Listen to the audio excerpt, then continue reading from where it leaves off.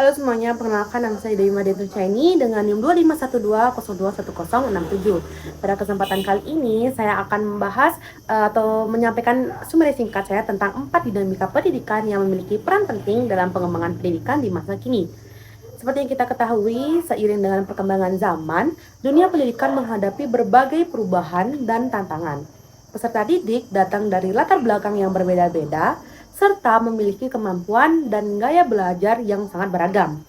Serta mereka juga hidup di tengah kemajuan teknologi yang sangat pesat.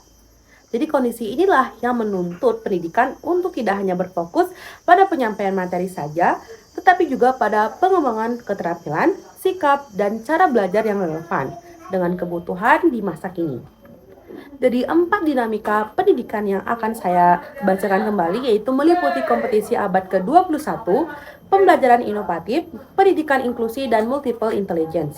Keempat dinamika ini saling berkaitan dan bersama-sama membentuk arah pendidikan yang lebih adaptif dan bermakna. Dinamika pertama adalah kompetisi abad ke-21.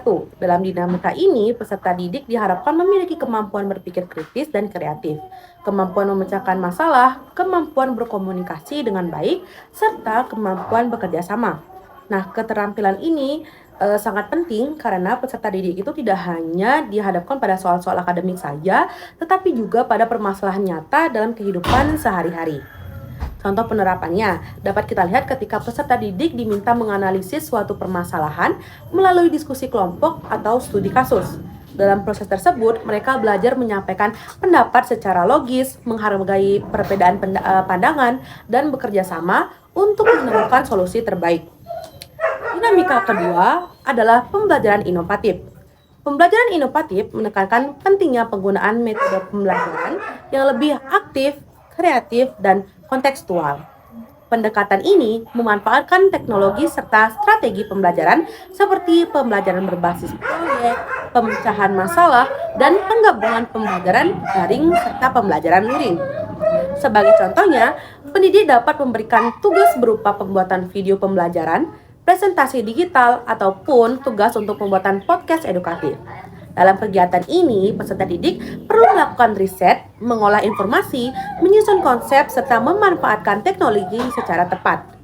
Melalui proses tersebut, pembelajaran tidak hanya berpotensi pada hasil, tetapi juga pada proses belajar itu sendiri. Selanjutnya, dinamika ketiga adalah pendidikan inklusi. Pendidikan inklusi menekankan bahwa setiap peserta didik memiliki hak yang sama untuk memperoleh pendidikan, tanpa memandang perbedaan kemampuan, latar belakang, maupun kebutuhan khusus. Dalam kelas inklusif, pendidik dituntut untuk lebih peka terhadap kebutuhan peserta didiknya. Seperti contoh nyatanya itu ketika dari pendidikan inklusi adalah ketika guru menyesuaikan metode pembelajaran seperti memberikan instruksi yang lebih sederhana, menggunakan media visual, ataupun memberikan waktu tambahan bagi peserta didik tertentunya. Dengan menyesuaikan ini, semua peserta didik dapat mengikuti pembelajaran dengan lebih optimal dan merasa dihargai dalam lingkungan belajarnya. Dan yang terakhir yaitu dinamika keempat adalah multiple intelligence atau kecerdasan majemuk.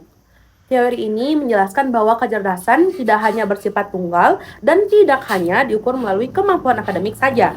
Setiap individu memiliki potensi kecerdasan yang berbeda-beda seperti kecerdasan bahasa, visual, musikal, kinestetik, dan interpersonal. Dalam praktik pembelajaran, konsep ini dapat diterapkan dengan memberikan variasi bentuk tugas, semisalnya peserta didik dapat memilih untuk menyampaikan pemahaman mereka melalui presentasi lisan, pembuatan poster, mind mapping, video kreatif, atau bahkan karya lainnya. Dengan cara ini, peserta didik dapat belajar dan berkembang sesuai dengan potensi yang telah dimiliki oleh masing-masing peserta didik. Sebagai rangkuman, keempat dinamika pendidikan ini menunjukkan bahwa pendidikan masa kini perlu dirancang secara lebih fleksibel, inklusif, dan berorientasi pada pengembangan keterampilan. Pendidikan tidak hanya bertujuan mentransfer pengetahuan, tetapi juga membentuk kemampuan berpikir, bersikap, dan bekerja sama yang akan dibutuhkan di masa depan. Jadi demikian penjelasan yang dapat saya sampaikan tentang summary singkat 4 dinamika pendidikan. Terima kasih telah meluangkan waktunya untuk menyimak video saya sampai akhir dan sampai bertemu pada pembahasan selanjutnya.